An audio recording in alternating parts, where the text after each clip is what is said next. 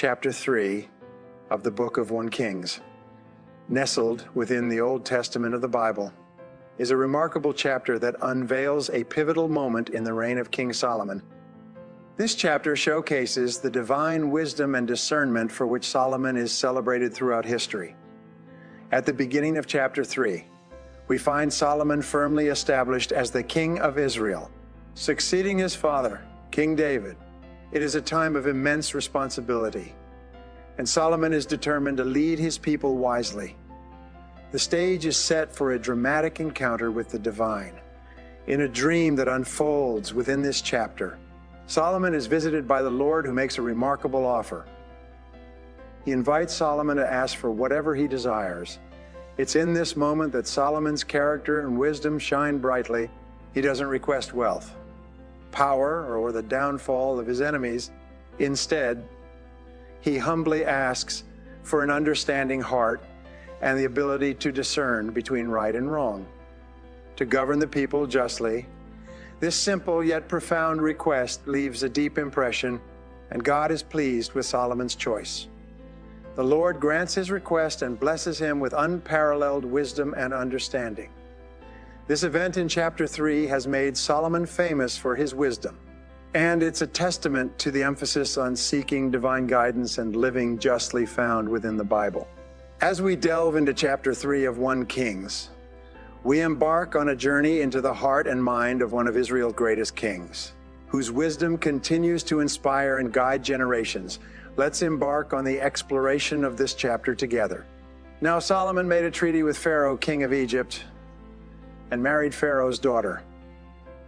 Then he brought her to the city of David until he had finished building his own house, and the house of the Lord, and the wall all around Jerusalem. Meanwhile, the people sacrificed at the high places, because there was no house built for the name of the Lord until those days. And Solomon loved the Lord, walking in the statutes of his father David, except that he sacrificed and burned incense at the high places. Now the king went to Gibeon to sacrifice there, for that was the great high place. Solomon offered 1,000 burnt offerings on that altar. At Gibeon, the Lord appeared to Solomon in a dream by night, and God said, "Ask, what shall I give you?" And Solomon said, "You have shown great mercy to your servant David, my father, because he walked before you in truth, in righteousness, and in uprightness of heart with you. You have continued this great kindness for him. And you have given him a son to sit on his throne, as it is this day.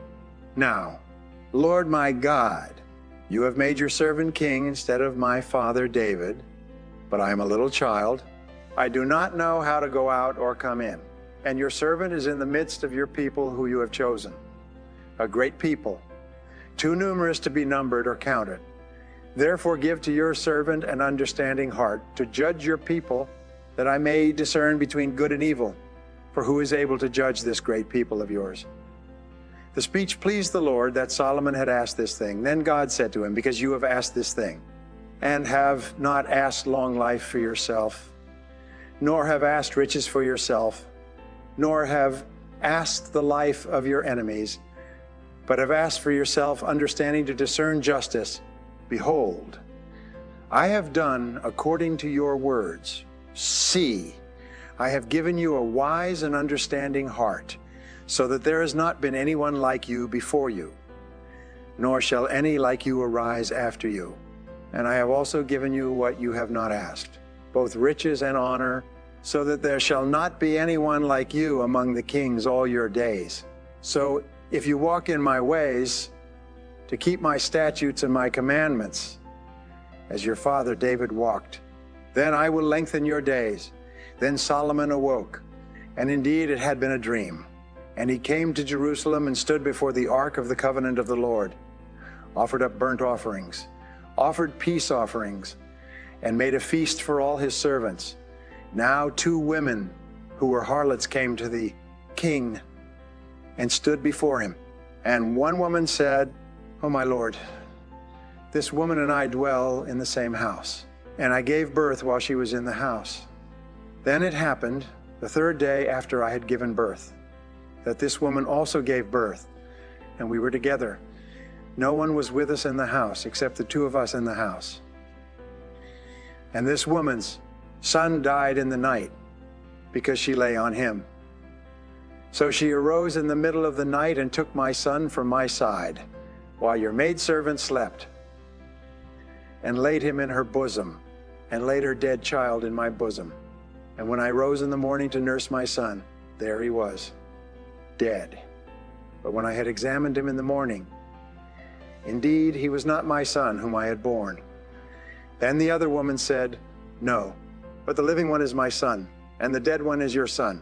And the first woman said, No, but the dead one is your son, and the living one is my son.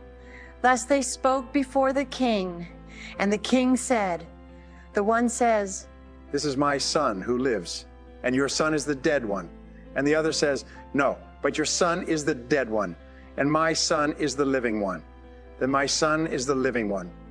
Then the king said, Bring me a sword. So they brought a sword before the king. And the king said, Divide the living child in two, and give half to one, and half to the other.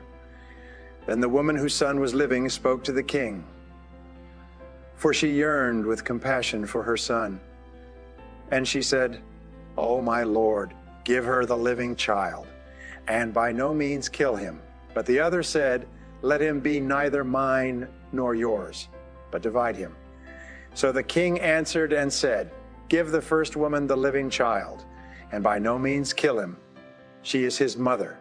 And all Israel heard of the judgment which the king had rendered. And they feared the king, for they saw that the wisdom